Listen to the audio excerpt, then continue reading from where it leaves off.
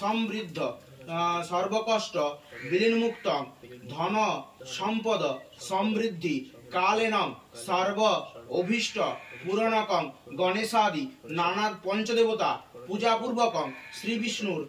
তো বন্ধুরা, আমার শরীর খুব খারাপ যাচ্ছে, একের পর এক এটা ওটা সেটা। তো বললো যে নারায়ণ পূজা করতে হবে বাড়িতে, তাই জন্য বাড়িতে নারায়ণ পূজা হয়েছে। তার ভিডিওগুলো দেওয়া হয়নি, এখানে দিয়ে দিলাম। তখন আমি লাইভ করেছিলাম। তো এটা চন্দন পুজো করে, খুব ছোটো থেকেই আমাদের বাড়িতে আসে পুজো করে, ঝাড়েশ্বর মন্দিরে পূজারি এরা। তো ও আসলেই পুজোটা হয়, এরপরেও অনেক পুজো করতে হবে আমায়। আমার শরীরটা অনেক খারাপ হয়ে গেছে, কারণ কি জানি বাবা কার কি করেছি, সবার তো ভালো করে বেরিয়েছি, ওই জন্যই হয়তো খারাপ হয়ে গেছে। তো বাদ দিন, শরীর থাকলেই অসুবিধা হবে, আমি এটা নিয়ে কখনো কোনো সময় ভাবি না, আর ভাববও না।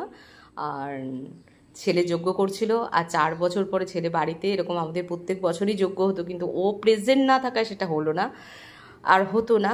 তো আমি ছিন্নি মেখে নিচ্ছিলাম।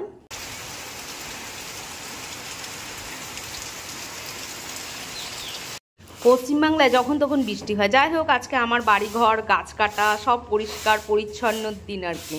তারপরে তো যে একটা বাচ্চা তো মরে গেছে, আরেকটা আছে, দেখো সবাই মিলে খেলছে, কি ভাল লাগে বলো এসব জিনিস। তো নন্দদা এসেছে বাড়িঘর পরিষ্কার করতে। তো বাড়িতে অনেক কাজ, তারপরে অন্যান্য অনেক কাজ আছে সোশ্যাল মিডিয়ায়, সেগুলো বলা যায় না, যেগুলো বাইরে আমার করতে হয়, অনেক প্রবলেম হয়। একা একা না এত জীবনটা মানে এলোমেলো, চিন্তার বাইরে। তো গাছগুলো কাটিয়ে দিচ্ছি, বাড়িতে শ্যাওলা পড়ে যাচ্ছে, বাড়িটা সব কিছু তৈরি করবো আর কি, ওই জন্য আর কি। আর একটু বাকি টাকি আছে। তো গরুর বাচ্চাগুলো, এইরকম বাচ্চা জানো তো আমাদের বাড়িতে হতো, মানে বাপের বাড়িতে বাবাকে জমিদার বলতো। আমাদের এখনও সেই সব জায়গা জমি আছে, কিন্তু আমার মধ্যে কোনো অহংকার নেই। তো একটু ঘুগনি করে নিচ্ছিলাম সকালবেলা খাবার জন্য, নন্দদা এসছে মুড়ি দিয়ে খেতে দেবো, তাই জন্য ঘুগনি বানাচ্ছিলাম। তো ঘুগনিটা খুব ভালো লাগে, আমার বর্দা বলে যে আমার মতো ঘুগনি কেউ বানায় না। তো অনেকে ঘুগনি খেতে চায় না, সেটাতে ছি বলারও মতো কিছু নেই, ঘুগনি কিন্তু ভালো, বাঙালিরা খুব ভালো খায়। তো একদম দুপুরে রান্না করে নিয়েছিলাম সর্ষে ইলিশ, আর রান্না করে নিয়েছিলাম একদম কষা কষা চিকেন, কারণ আমার জ্বর, আমার ছেলের জ্বর, একদম মুখের অবস্থা খুব খারাপ। কিন্তু আমাকে তো আজকে বাইরে যেতে হবে। তো আর রাতের জন্য কিমা, যেহেতু আমার বাইরে নিমন্ত্রণ, সেই জন্য আমাকে কিমা রান্না করতে হবে। এই ইনগ্রিডিয়েন্টসগুলো দেখতে পারো, আর আমি এখানে দিয়ে দিলাম। কিমা রান্না করতে হবে, বেশি না, হাফ কেজি কিমা এনেছে। তো বেবি শাওয়ারে আমি গেছিলাম, তো খুব মজা হয়েছে। আজকে ওকে দেখে আমার মার কথা মনে পড়ে গেল। ওদের ফ্যামিলি, এই যে কোনায় দেখছে ওর শাশুড়ি, ওইটা মা। আজ সবাইকে দেখে আমার মনে পড়লো আমি প্রেগনেন্ট ছিলাম। আমার শ্বশুরবাড়ি চাচ্ছিল ছেলে হওয়া চাই, মেয়ে না।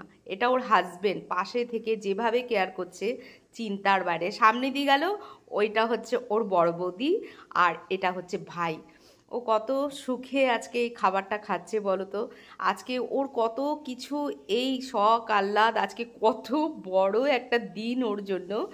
তো যাই হোক, আমার মা কিন্তু প্রায় 400-500 লোক নিমন্ত্রণ করে স্বাদ দিয়েছিল, কিন্তু সেই যে শ্বশুরবাড়ির স্বাদটা পায়নি, সেই জন্য অনেক দুঃখই আমার মধ্যে রয়েছে। তো দাস কিছুর কম রাখিনি আমার জীবনে। তো যাই হোক, মানিয়ে গুছিয়ে সবকে নিতে হয়। এটা হচ্ছে বড় বৌদি, যে আমাকে ভাত দিচ্ছিল, এটা শাশুড়ি। ভাবো ভাবো, আমি তো আজকে ভাবছি, দেখো পটল চিংড়ি পরিবেশন করছে।